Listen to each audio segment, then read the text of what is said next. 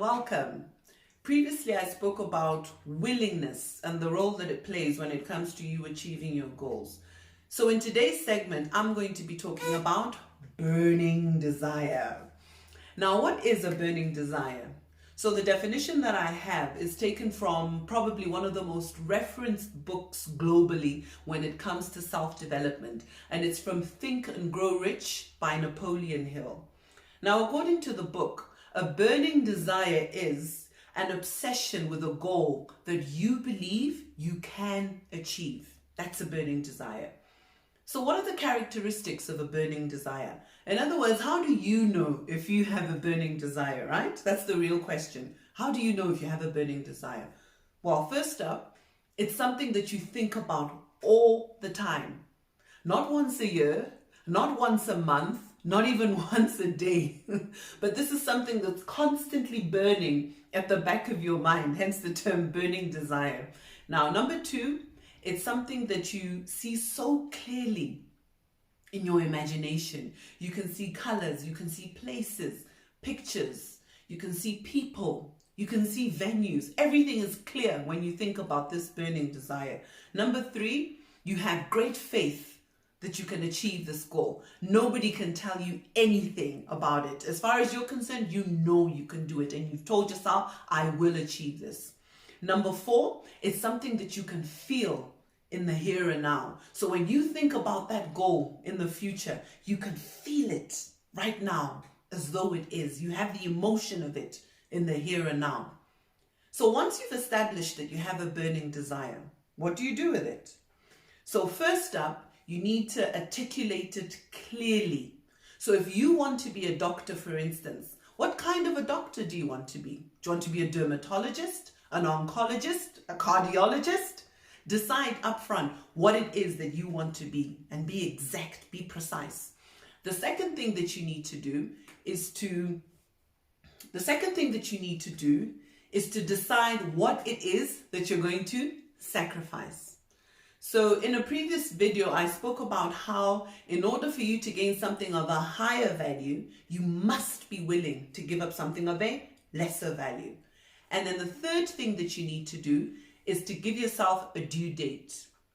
Now, a due date is linked to the gestation period of your goal. Everything has a gestation period, on average, that is. So for instance, with human beings, the gestation period of a human being is 9 months. So gestation simply means how long it takes to create something. So for instance, if you decided you wanted to have a baby and you fell pregnant, there is no way that you can say to yourself, I think after 3 months I'll be tired of pregnancy, so I'm going to deliver after 3 months. Why? Because the gestation period of a human being is 9 months. And it's so important for you to establish what your gestation period is for your goal, because many people fall off because they thumbsuck a due date. In other words, they have no idea how long it takes. So they think, okay, let me give myself 2 years, or let me give myself 10 years, or let me give myself 1 year. But they have no idea. You might find that you've allocated 2 years for your goal, whereas in fact it takes 5 years for you to achieve your goal, or even 10 years. And when the 2-year period is up, you end up being discouraged. Why? Because you think you failed. Whereas actually you haven't failed. You just didn't do your homework to find out on average what the gestation period is. Now, that doesn't mean that everybody accomplishes their goal within the same period of time for a specific goal. Some people it happens sooner, some people it happens later. But on average, there's a time frame. It's like with the baby example that I gave. Some people deliver as early as 7 months, 8 months, and they produce healthy babies. Other people deliver maybe a week or two late, but equally a healthy baby. So on average, we know that it takes 9 months, and it's the same with your goal. Then the next thing you need to do is to come up with a plan. What is it that you're going to do first?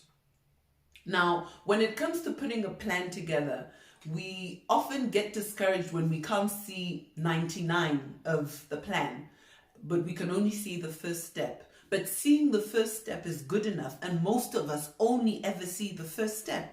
the first step, number one, will always be in front of you. So don't concern yourself too much with 95, 98, 99 just before you get to the goal. Focus on the here and now and get going with your plan immediately. Because once you get going, it's going to give you momentum. It's going to give you inspiration to keep pressing on.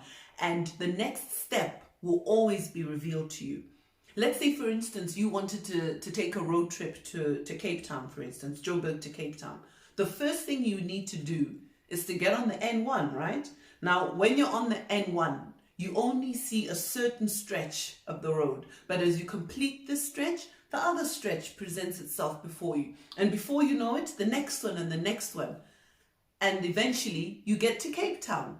Now, it doesn't mean that you saw the road holistically from a bird's eye view. You went up and you said, I can see the exact road I'm going to follow. No, you just knew that you have to get on the N1 and you trusted and you believed that the journey would unfold. So trust that when it comes to you following your goals. Now, the final question I want to ask you, now this is an interesting one.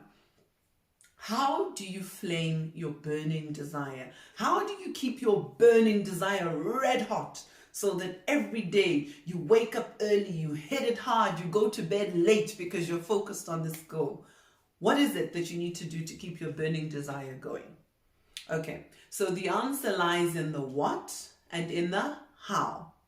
Now, I want you to picture one of those old-fashioned scales. I know now we have electric scales that weigh for us, but back in the day, there were those scales where if you put something heavier on this side, it goes down like that, right? And if you put something heavier on this side, it goes down this way. So on this side, we have the what, which is which is the goal, I mean. So going back to my doctor example, this is the goal, to be a dermatologist, right? That's the what. And then here is the how. So this is the planning side of things. How are you going to get to this?